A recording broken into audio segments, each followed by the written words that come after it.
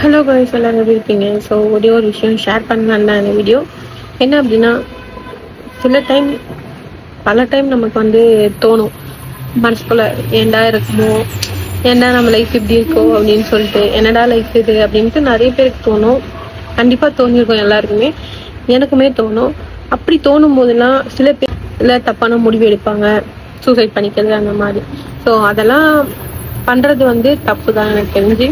So எதுவும் இருந்தாலும் face பண்ணணும். இப்போ உங்கள் மைண்ட் வந்து குழப்பமாக இருந்தாலும் கொஞ்ச நேரம் நீங்கள் வந்து ரிலாக்ஸாக இருந்தீங்கன்னா அது வந்து சரியாயிடும். ஸோ அந்த டைமில் நான் என்ன பண்ணுவேனோ அது உங்ககிட்ட ஷேர் பண்ணுறேன். மறக்காமல் ட்ரை பண்ணி பாருங்கள்.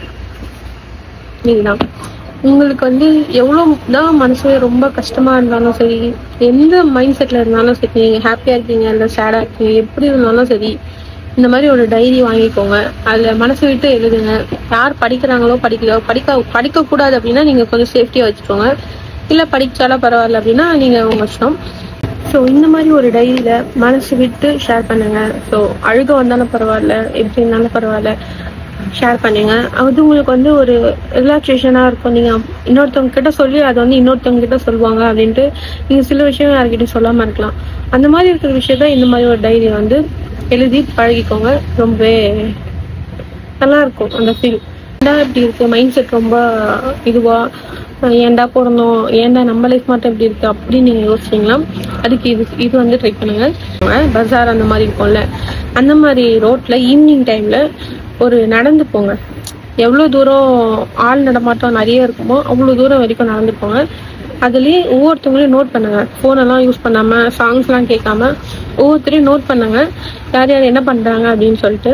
ஸோ அப்படி நோட் பண்ணிங்கன்னா உங்களுக்கு ஏன்டா இந்த உலகத்தில் பிறந்தோம், ஏன்டா நம்ம லைஃப் இப்படி இருக்குது அப்படின்ட்டு ஒரு எண்ணம் வராது. அந்த மாதிரி நிறைய பேரை வந்து நீங்கள் பார்க்கும்போது இவங்களுக்கே இவ்வளோ பிரச்சனை இருக்கே, நமக்கு இந்த பிரச்சனை தானே இருக்குது அப்படின்னு சொல்லிட்டு உங்கள் மனசு ஒரு நிதானத்துக்கு வரலாம்.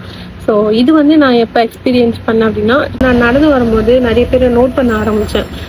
நிறைய பேர் வந்து சில பேர் வந்து குடிச்சிட்டு வந்து ரோட்லேயே படுத்துருந்தாங்க.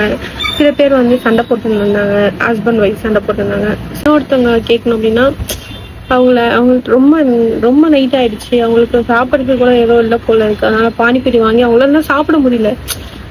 எப்படி சொல்றது, ஒரு கையை இந்த லெஃப்ட் ஹேண்ட்ல தான் அவங்களால அந்த ஸ்பூன் கூட பிடிச்சி அவங்களால சாப்பிட முடியல. அந்த அளவுக்கு ரொம்ப கஷ்டமாயிடுச்சு எனக்கு அதை பார்க்கும்போது. அப்பதான் தோணுச்சு, இவ்வளோ இதுல இருக்க இவங்களே அது பெருசா இல்லாம அவங்கவுங்க வேலையை பார்த்துட்டு தான் இருக்காங்க. எல்லாருக்குமே ஏதோ ஒரு பிரச்சனை கண்டிப்பா இருக்கதா இருக்கும்.